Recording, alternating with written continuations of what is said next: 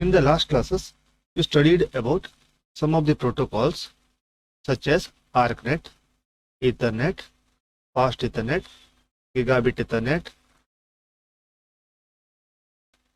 Token Ring, and FDDI. All these protocols are actually low-level protocols. That means the protocols which work in physical as well as data link layer of the OSI model.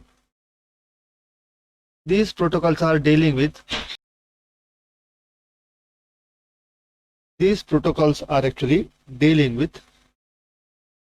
transmitting of data between the two devices, that is point-to-point delivery, and it's also provide a feature of delivering a data in a reliable manner. That means error-free. So these are the features of actually the low level protocols you studied in the last classes. Now we are studying some of the middle layer protocols. Middle layer protocols means the protocols which is work in internet layer, also called as network layer or transport layer. Some of the examples of mid-layer protocols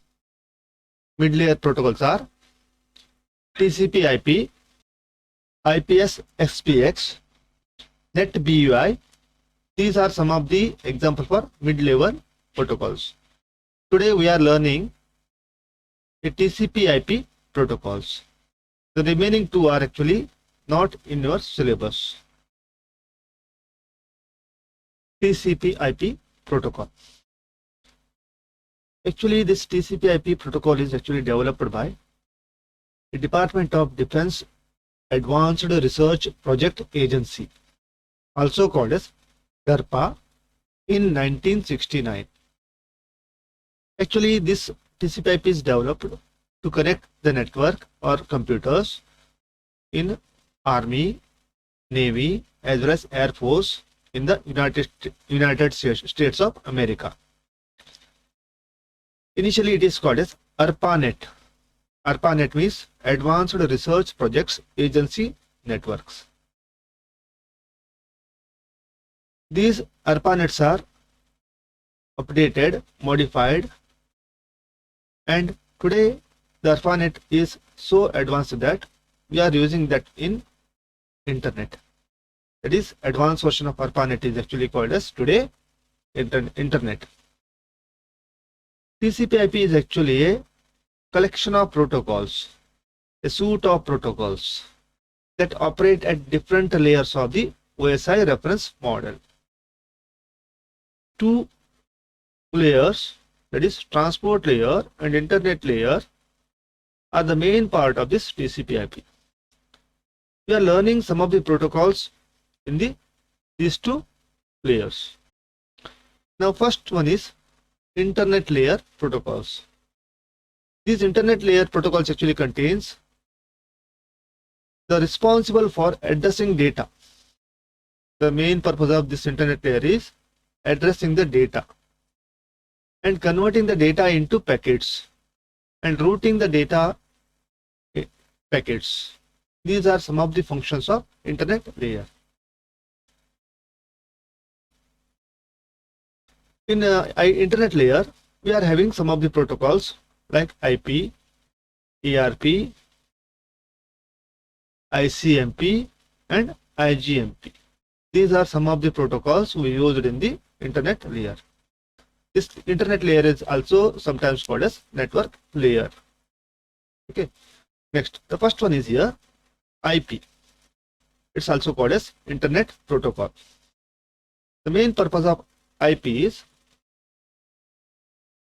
addressing the packet. Means a network address is provided to the packet. The next job is fragmentation. What is the meaning of fragmentation? If you see here, if the data is too large, it is divided into smaller packets and send it to the destination. That is called as fragmentation and reassembling of data packets. As I already told, the large data is divided into small packets. At the receiver end, it has to reassemble it to become an actual data. So it is called as reassembling. The reassembling of packets, fragmented packets, is also done by this IP protocol. Address Resolution Protocol, also called as ARP. The main purpose of this protocol is to translate the network address of a computer to a MAC address used by the network interface layer protocol. That means to transmit a data, a system has to know the MAC address of the destination computers. Sometimes the source computers don't know the MAC address of the destination, but it knows the IP address of the destination.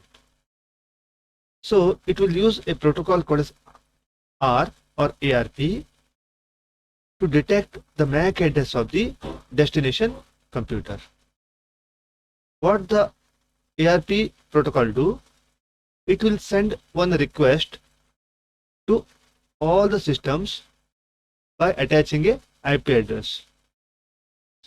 The system which is having the IP address, it will just recognize that packet and send its MAC address to the source computer. In this way, the ARP is used to identify the MAC address of the destination computer by using the network address or IP address of the computer.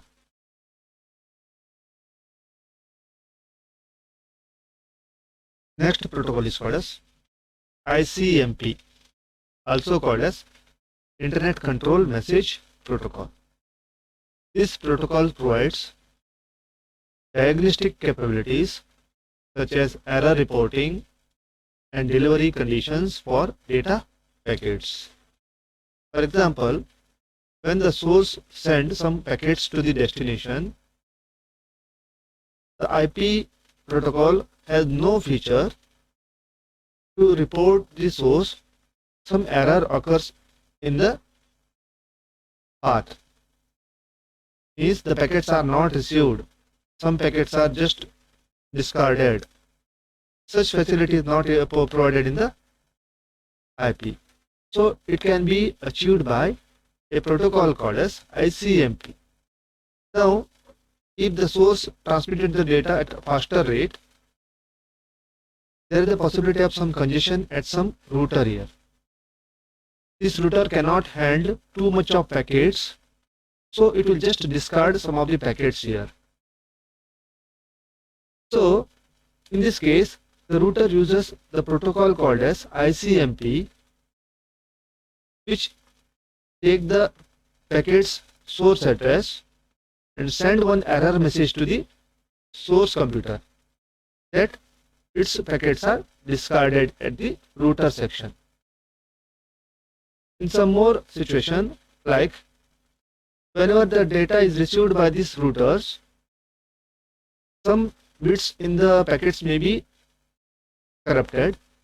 In that case, the router check for the CRC or error correction check will be done. If the packets are corrupted, in that case, one error message is sent to the source by discarding that packets. It just discard the packet which is corrupted and send one error message to the source about this discarding.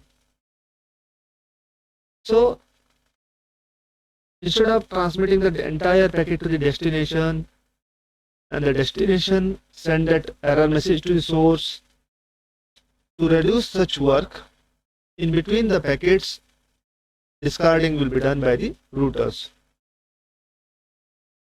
So ICMP will be helpful for error detection or debugging purpose. The next one is called as Internet Group Management Protocol. In short, IGMP.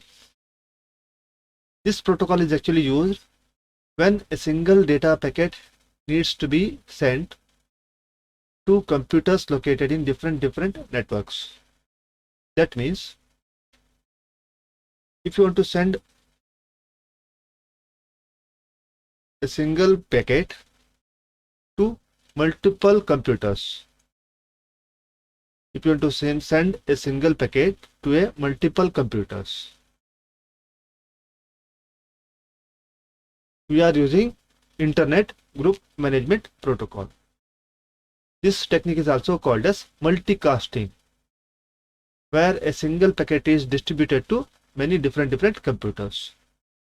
For example, streaming. When a video is streaming to different persons, the same video will be available to many people in their own computers. Such features will be provided by IGMP protocol.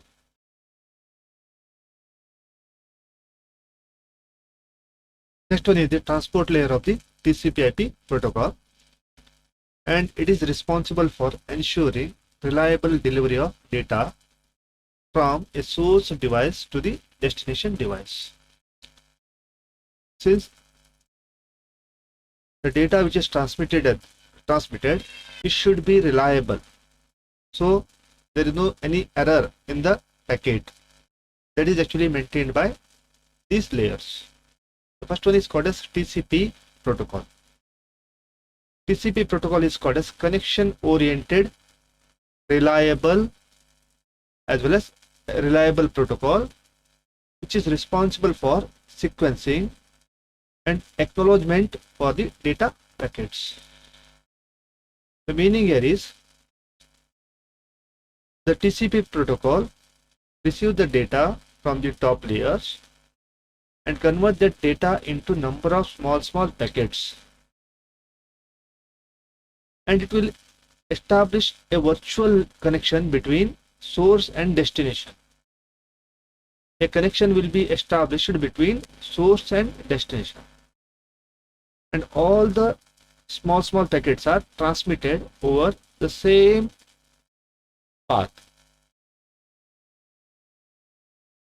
Once all the packets are received at the destination, it will check for the reliability, means error.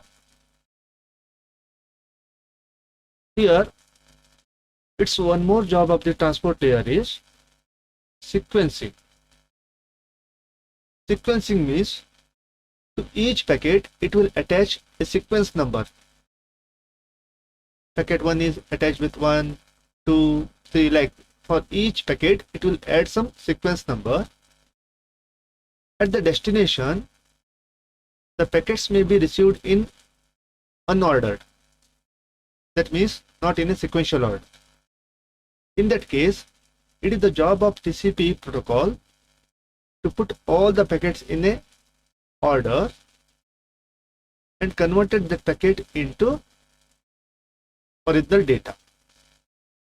Once it received all the packets, it has to send some acknowledgement. The destination computer has to send some acknowledgement to the source computer. That's also done by the TCP protocol.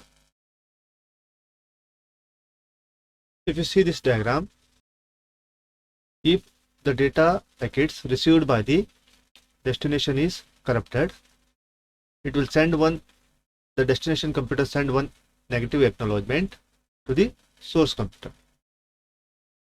So it is done at the TCP protocol.